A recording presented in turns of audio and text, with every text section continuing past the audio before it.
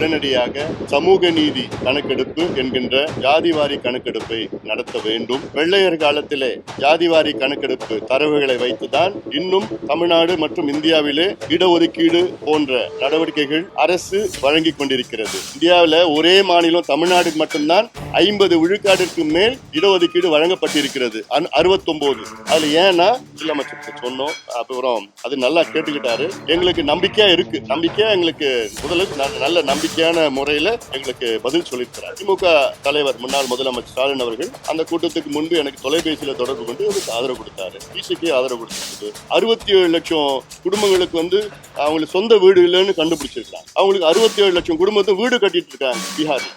இதுதான் சமூக நீதி. கடந்த 5 ஆண்டு காலத்துல திமுக ஆட்சியில ஒரு புதிய மின் திட்டம் கூட இவங்க கொண்டு வரல. இன்னொன்னு சொல்ல போனா மின்சாரத்துறையில கடந்த 4 ஆண்டுகள்ல 4 முறை மின் கட்டணத்தை உயர்த்திருக்கிறார். காவிரியை நம்பி தமிழ்நாட்டில் 38 மாவட்டத்தில் 28 மாவட்டம் இருக்கு. சென்னை உட்பட.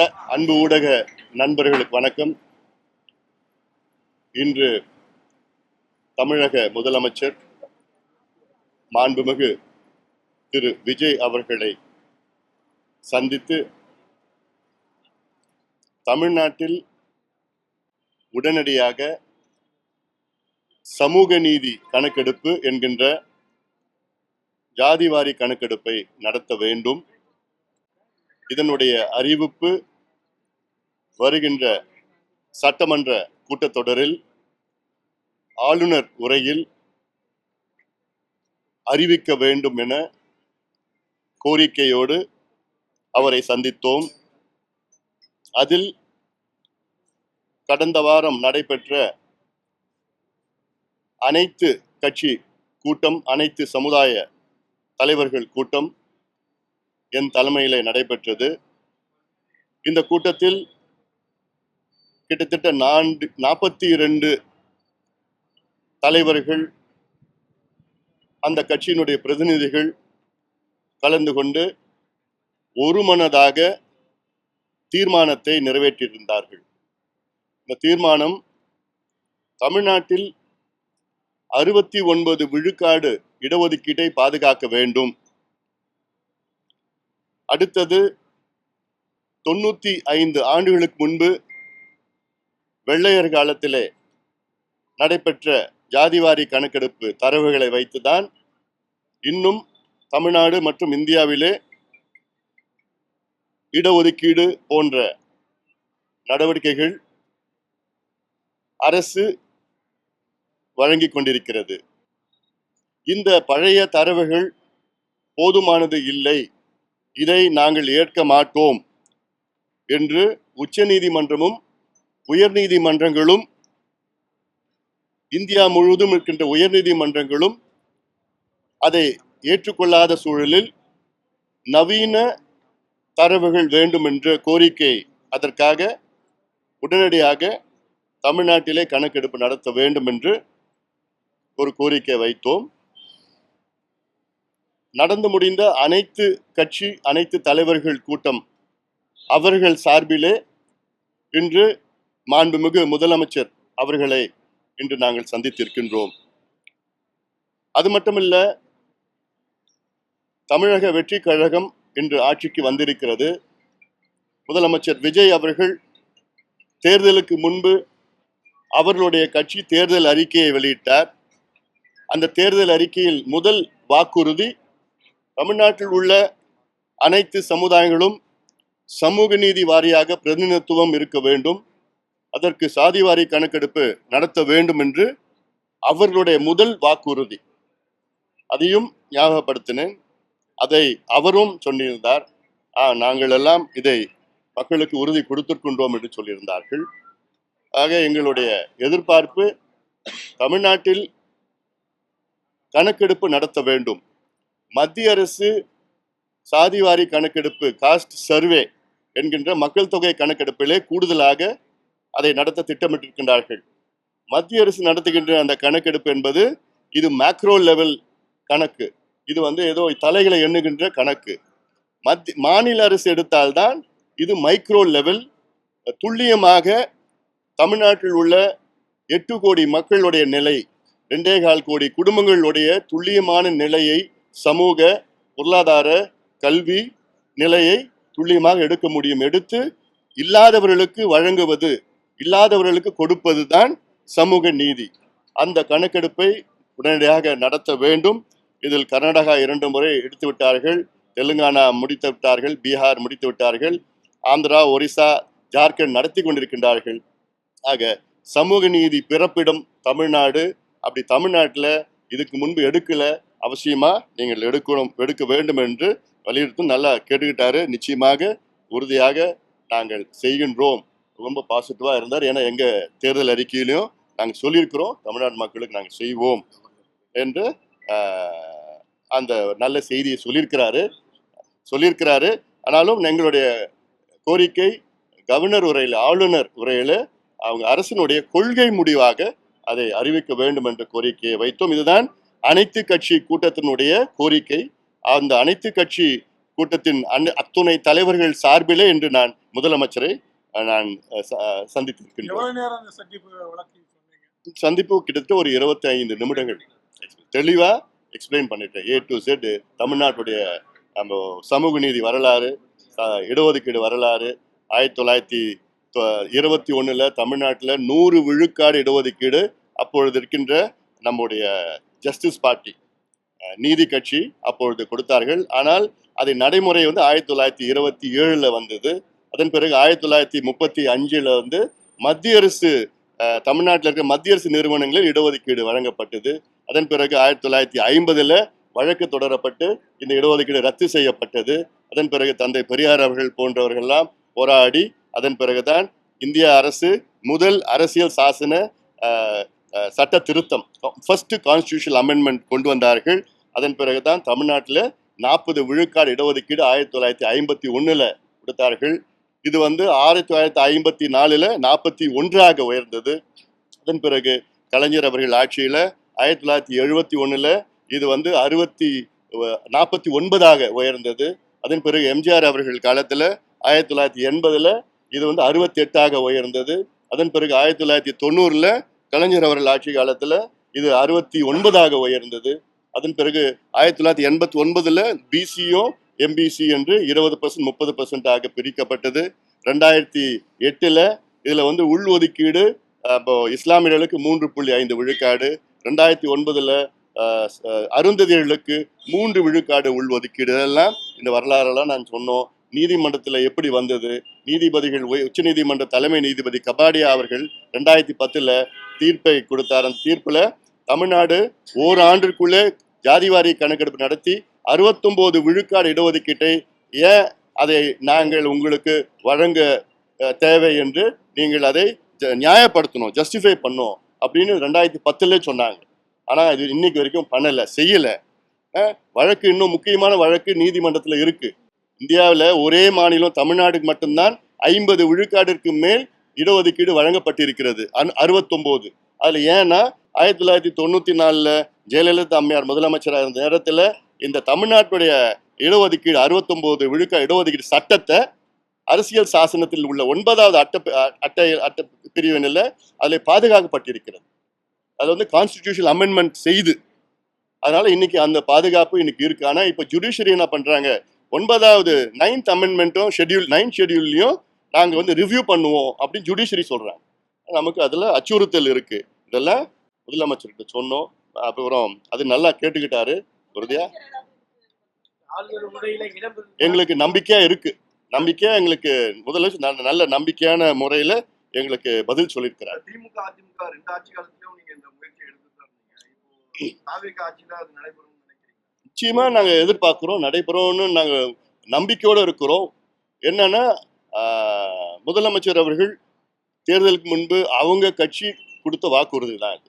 இன்னொன்று, என் தலைமையில் நடந்த அனைத்து கட்சி கூட்டத்தில் தாவேகா சம்பந்தமா ஒரு பிரதிநிதி கலந்துக்கிட்டார். விக்னேஷ் என்பது அவருடைய ஸ்போக்ஸ் பர்சன் அந்த கூட்டத்தில் கலந்துக்கிட்டு இந்த தீர்மானத்துக்கு அவரும் ஆதரவு கொடுத்திருக்கிறார். அதனால இது மட்டும் இல்லை, திமுக தலைவர் முன்னாள் முதலமைச்சர் ஸ்டாலின் அவர்கள் அந்த கூட்டத்துக்கு முன்பு எனக்கு தொலைபேசியில் தொடர்பு கொண்டு இதுக்கு ஆதரவு கொடுத்தாரு. பிசிக்கு ஆதரவு கொடுத்திருக்குது. சிபிஐ கடிதம் எழுதியிருக்கிறாங்க. தமிழ்நாட்டில் உள்ள 99 விழுக்காடு கட்சிகள் எல்லாம் இதுக்கு ஆதரவு கொடுத்துட்டு இருக்காங்க. திமுக ஆதரவு கொடுத்துருக்குன்னு சொன்னீங்க. கடந்த ஆட்சி காலத்துல அவங்க மத்திய அரசு தான் இதை நிறைவேற்றணும், நம்ம ஸ்ட்ராங்கா இருக்காதுன்னு அது மனமாற்றத்தை நான் வரவேற்கின்றேன்.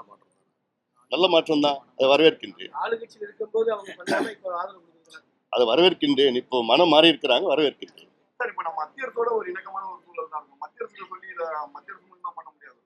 அதான் இப்ப நான் தெளிவா சொன்னேனே, மத்திய அரசு செஞ்சா இது மேக்ரோ லெவல், மாநில அரசு செஞ்சாதான் மைக்ரோ லெவல். துல்லியமா ஒவ்வொரு குடும்பமும் என்ன நிலையில இருக்கிறாங்க, ஒவ்வொரு ஃபேமிலியும் என்ன நிலையில இருக்கிறாங்க, ஒவ்வொரு வீடும் எப்படி இருக்கு. ஒரு ஒரு 2 ஆஃபீஸர்ஸ் ஒரு வீட்டுக்கும் தமிழ்நாட்டில் 2.25 கோடி வீட்டுக்கு போயிட்டு அந்த வீட்டில் எவ்வளோ பேர் இருக்கிறாங்க, எந்த மதத்தை சார்ந்தவர்கள், எந்த ஜாதி, எந்த உட்பிரிவை சார்ந்தவர்கள், எத்தனை பேர் ஆண்கள் பெண்கள், எத்தனை பேர் படிச்சிருக்கிறாங்க, எத்தனை அரசு வேலையா தனியார் வேலையா, எவ்வளோ வருமானம், எத்தனை டாக்டர்ஸ் என்ஜினியர்ஸ் அட்வொகேட்ஸ் இருக்கிறாங்க, எத்தனை பேர் படிப்பு பாதியில் நிறுத்திட்டாங்க, எத்தனை பேர் கல்வி கடன் இருக்கு, அவங்க வீடு சொந்த வீடா வாடகை வீடா குடிசை வீடா, எத்தனை ஸ்கொயர் ஃபீட் வீடு, எத்தனை பாத்ரூம் இருக்கு, கரண்ட் இருக்குதா, சோலார் இருக்கா, போர் இருக்குதா, இல்லை கிணறு இருக்குதா வீட்டில், இல்லை கூலியா, இல்லை தொழிலாளர்களா, விவசாய நிலம் வச்சிருக்காங்களா, டிராக்டர் இருக்குதா, பைக் இருக்குதா, இது போன்ற 70-80 கேள்விகள் கேட்டால் இது மத்திய அரசு செய்ய முடியாது, மாநில அரசு தான் செய்ய முடியும்.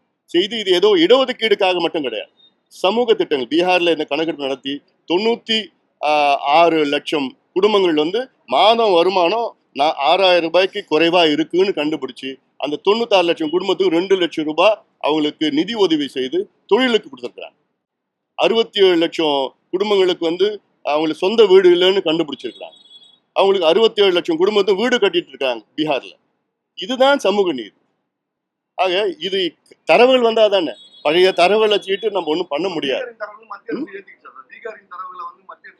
நிச்சயமா ஏத்து, நீதிமன்றமே ஏத்துருக்கு, நீதிமன்றமே ஏத்துட்டு இருக்கு. அதுல இடஒதுக்கீடு அதிகப்படுத்திருக்கிறாங்க பீகார்ல. அந்த அதிகப்படுத்தின முறை சரியில்லாம நீதிமன்றம் சொல்லியிருக்கு. அதுதான் மற்ற தரவுகள் எல்லாமே சமூக நலத்திட்டங்கள்லாம் எந்த பிரச்சனையும் கிடையாது. பீகார்ல அந்த இடஒதுக்கீடு அதிகப்படுத்துறதுக்கு காரணம் என்னன்னா, அவங்க வெறும் தலையை வச்சுக்கிட்டு அதிகப்படுத்திட்டாங்க, பாப்புலேஷன் வச்சு அதிகப்படுத்திட்டாங்க. நீதிமன்றத்தில் என்னன்னா, பாப்புலேஷன் ஒரு பக்கம், சோஷியல் பேக்வர்ட்னஸ் சமூக பின்தங்கிய நிலை இன்னொரு பக்கம், ரெண்டுமே எக்ஸ்ட்ராபுலேட் பண்ணி ஜஸ்டிஃபை பண்ணி நியாயப்படுத்தி கொடுத்தா எந்த நீதிமன்றமும் தடை பண்ண முடியாது. இதான் எதிர்பார்க்குறாங்க. அதுக்கு நம்ம மாடர்ன் கான்டெம்பரரி பர்டினன்ட் டேட்டா இது வேணும். அதுதான் மாநில அரசு தான் செய்ய முடியும். அப்புறம் பார்த்துக்கலாம். பட்டியல் சமூக மக்களுக்கு என்ன நன்மை ஏற்படும்? இதுல இன்னும் சொல்ல போனா, இந்த கணக்கெடுப்பு, நவீன கணக்கெடுப்பு பட்டியலின மக்களுக்கு தான் அதிகமா நன்மை பெறும். எப்படின்னா, இன்னைக்கு பட்டியலின மக்களுக்கு 18 விழுக்காடு இடஒதுக்கீடு, பழங்குடி மக்களுக்கு 1%. இந்த 18 விழுக்காடு இடஒதுக்கீட்டுல 3 பெரிய பிரிவுகள் இருக்கு. அதாவது திராவிடர், அருந்ததியர், தேவேந்திர வேளாளர். இந்த 3 பிரிவுல 76 உட்பிரிவுகள் இருக்கு. இந்த 76 உட்பிரிவுகள அதுல ஒரு 6, 7, 8 உட்பிரிவுகள் தான் கிட்டத்தட்ட 18 விழுக்காட்டுல 15 விழுக்காடு இடஒதுக்கீடு அவங்க எடுத்துக்கிறாங்க. மீதி இருக்கிற 68 உட்பிரிவுகளுக்கு இடமே கிடையாது. அதுல கிட்டத்தட்ட ஒரு 30-40 உட்பிரிவுகளுக்கு ஒரு இடம் கூட அவங்களால போட்டி போட முடியல. இதை கண்டுபிடிச்சு 18 விழுக்காட்டை 3ஆ 4ஆ பிரிக்கலாம். அருந்ததிக்கு 3 விழுக்காடு போன்று யார் யாரு கிடைக்கலையோ அவங்களுக்கு 3%, 2% கேரளாவில் பண்ண மாதிரி, கர்நாடகாவில் பண்ண மாதிரி பிரிவு போட்டா இன்னும் கூடுதலா இருக்கும். ரெண்டாவது, இப்ப 18 விழுக்காடு இன்னும் 20 விழுக்காடா உயர்த்தலாம், இன்னும் அதிகமா வரும். அதே மாதிரி பழங்குடி இனத்திற்கு 1% இருக்கு. அந்த 1%ல 36 உட்பிரிவு இருக்கு எஸ்டியில. அந்த 36 உட்பிரிவுல 6 பேர் தான் அந்த 1% எடுத்துக்கிறாங்க, மீதி 30 பேர் கிடைக்கல. அது தெரிஞ்சதுன்னா அதுலயே 0.5% பிரிச்சு பண்ணலாம். கர்நாடகாவில் அதான் பண்ணியிருக்கிறாங்க.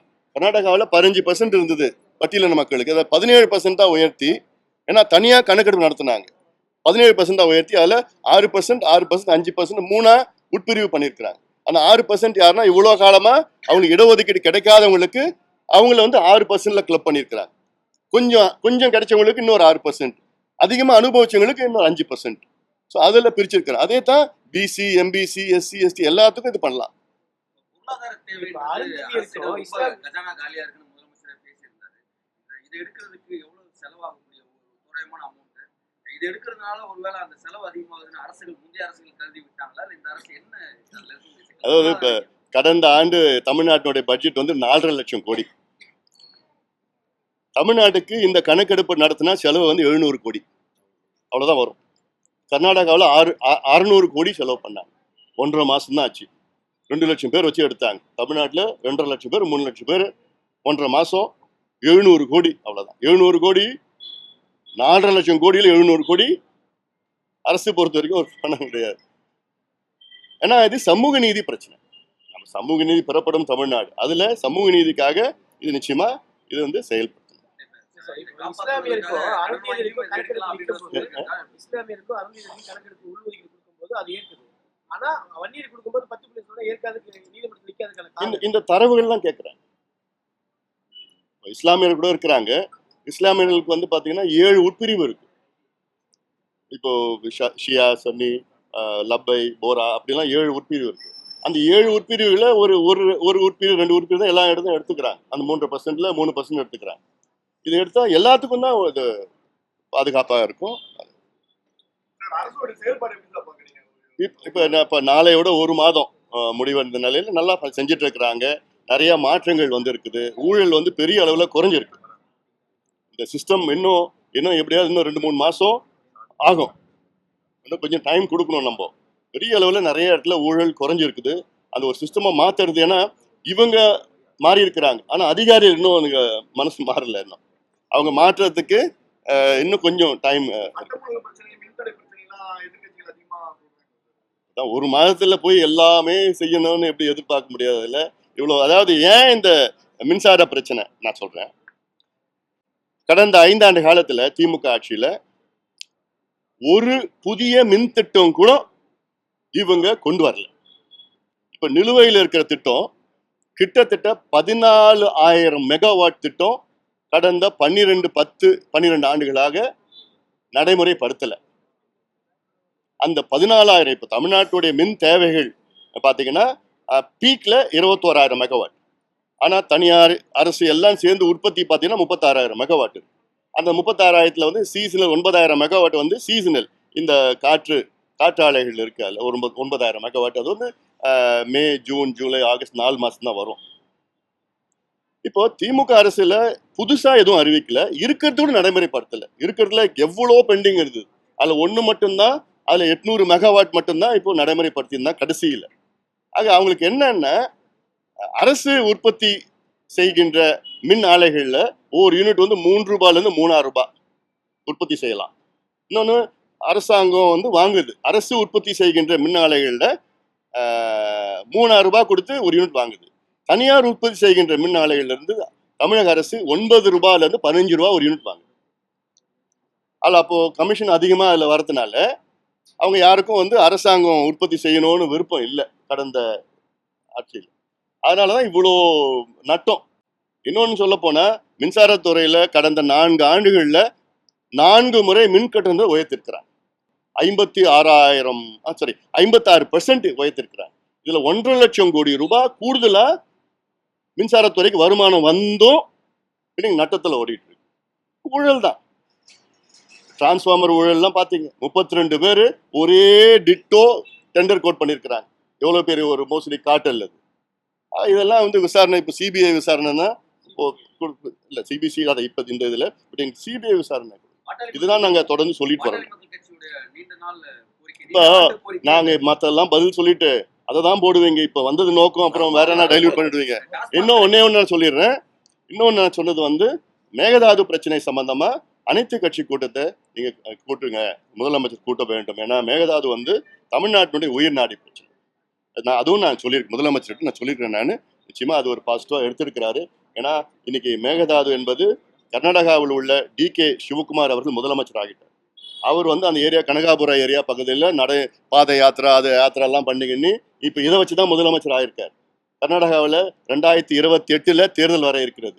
அந்த தேர்தல் முடிக்கிற வரைக்கும் இதை அவர் விட மாட்டார், இன்னும் அதிகமா தீவிரப்படுத்துவார். இப்போ DPR வந்து பண்ணியிருக்கிறாங்க. DPR டீடைல் ப்ராஜெக்ட் ரிப்போர்ட் வந்து அதில் வந்து பண்ணலாம்னு வந்து அந்த நடுவர் மன்றம் இவங்களுக்கு மத்திய அரசு அனுமதி கொடுத்துருக்குது. இப்போ இந்த ப்ராசஸ் நடக்குது. அதனால தான் இதை தீவிரமா நம்ம எதிர்க்கணும். ஏன்னா கர்நாடகாவில் 4 அணைகள் இருக்கு. KRS அணை, கிருஷ்ணராஜ சாகர் அணையில, அது கபினி, ஹேமாவதி, ஹாரங்கி. இந்த 4 அணைகளுடைய கொள்ளளவு 115 TMC. இந்த மேகதாது அணை கட்ட போறது கிடையாது. கட்டினாங்கன்னா அது 70 TMC கூடுதலா. ஆக அவங்க தம் கர்நாடகாவோட ஸ்டோரேஜ் கெப்பாசிட்டி பார்த்தீங்கன்னா 180 TMC உயரும். இப்பவே நமக்கு என்னன்னா மிச்ச நீர் தான் கொடுக்குறாங்க. காவிரி நடுவர் மன்றம் தீர்ப்பு என்னன்னா 177.25 டிஎம்சி தமிழ்நாடு கொடுக்கணும்னு காவிரி நடுவர் மன்றம் கொடுத்துருக்காங்க. அந்த 177.25 டிஎம்சி எப்படி கொடுக்கணும்னா ஜூன் மாதம், ஜூலை மாதம் 30, 40 டிஎம்சி, 50, 48, 28ன்னு ஒவ்வொரு 12 மாதத்துக்கு ஷெட்யூல் பண்ணியிருக்காங்க. ஆனால் அந்த 12 மாதம் ஷெட்யூலில் அவங்க கொடுக்கறது கிடையாது. அவங்களுக்கு 4 டேம் நிறைஞ்சிச்சு, தண்ணியை வேற எங்கேயும் விட முடியாது. அந்த தண்ணியை தான் நமக்கு மிச்ச நீர் தான் நமக்கு கொடுக்குறாங்க. அதுவே நமக்கு கிடைக்கிறது கிடையாது. அதனால மேகதாது கட்டினாங்கன்னா அந்த மிச்ச நீரும் நமக்கு வராது. மிகப்பெரிய பிரச்சனை வரும். ஏன்னா காவிரியை நம்பி தமிழ்நாட்டில் 38 மாவட்டத்தில் 28 மாவட்டம் இருக்கு, சென்னை உட்பட. கிட்டத்தட்ட 5.5 கோடி மக்கள், தமிழ்நாட்டில் 8 கோடி மக்கள், 5.5 கோடி மக்கள் காவிரியை நம்பி இருக்கு. அதனால காவிரியில் தண்ணி வரலன்னா மிகப்பெரிய ஒரு பிரச்சனை. அதுக்காக இதை ஒரு முக்கியத்துவம் சொல்லி அனைத்து கட்சி கூட்டத்தை கூட்டணும்னு கேட்டுட்டு நிச்சயமா ஒரு பாசிட்டிவா பண்ணுவான்னு நினைக்கிறேன். நன்றி, வணக்கம்.